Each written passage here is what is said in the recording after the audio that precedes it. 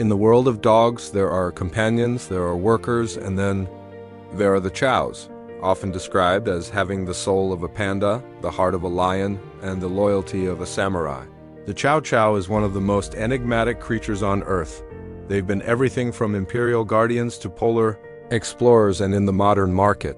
A top-tier Chow can cost you anywhere from $4,000 to $8,000, with some rare bloodlines in history being valued alongside high-end luxury cars. But what makes this dog so special? Why does it look like a bear? And more importantly, why is its tongue blue? Today, we are going deep into the 8,000-year history of the Chow Chow. To understand the Chow, we have to go back further than almost any other breed. DNA sequencing has confirmed that the Chow Chow is a basal breed. This means they are one of the 14 ancient lineages that diverged from the gray wolf thousands of years ago, long before modern breeds like Labradors or Shepherds were ever conceived. While we associate them with China, their journey likely began in the frozen tundras of Siberia and Mongolia. They were the dogs of the barbarians, used by nomadic tribes for the most grueling tasks, hunting wolves, herding reindeer, and pulling heavy sleds through swampy, frozen terrain. This harsh upbringing created the physical tank we see today, the dense double coat that can withstand negative 60-degree temperatures, and the powerful, heavy bone frame built for endurance, not just speed. By the Han Dynasty, roughly 2,000 years ago, the Chow had become a staple of Chinese culture. If you've ever seen those massive stone lion statues guarding the entrance to Buddhist temples, you're looking at a stylized Chow Chow. They weren't just statues, though. They were the ultimate utility dog. One Tang Dynasty emperor was said to have a hunting kennel of 5,000 Chows, managed by 10,000 men. They were so prized for their strength and scent that they became a status symbol for the elite. But life wasn't always royal. In leaner times, the breed served a darker purpose. Their name in China, Songshi Quan, means puffy lion dog, but they were also sadly raised for their thick fur and, in some regions, their meet a reality of ancient survival that the breed managed to outlast as they moved toward becoming purely companions. So how did a puffy lion dog get the name Chow Chow? It's actually a quirk of history. In the late 1700s, British merchant ships were trading everything from tea to porcelain in the East.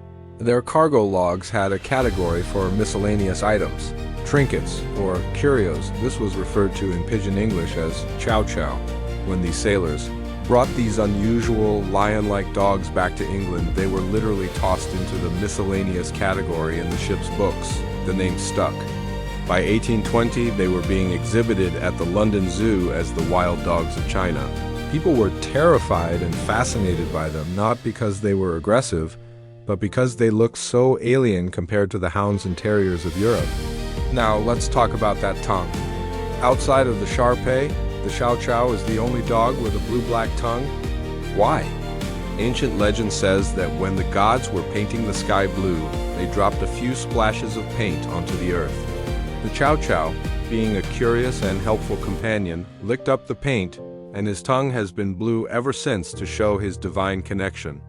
Biology offers a slightly more grounded, though still rare, explanation.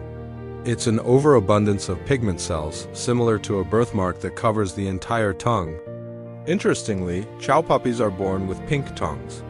The color only begins to change as their eyes open, around the age of 8 to 10 weeks. If a Chow's tongue isn't fully dark by 6 months, it's actually considered a disqualification in dog shows. That's how central this mistake of nature is to their identity. In the 20th century, the Chow became the dog of the thinker.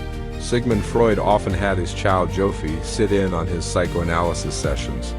He believed the dog could accurately judge a patient's mood. Walt Disney famously gave his wife a Chow puppy in a hat box for Christmas, a moment he later recreated in the movie Lady and the Tramp. Today, the Chow remains a breed for the experienced owner. They are notoriously cat-like, aloof, independent, and fiercely protective of their one person. They don't beg for your love, they offer it as a gift.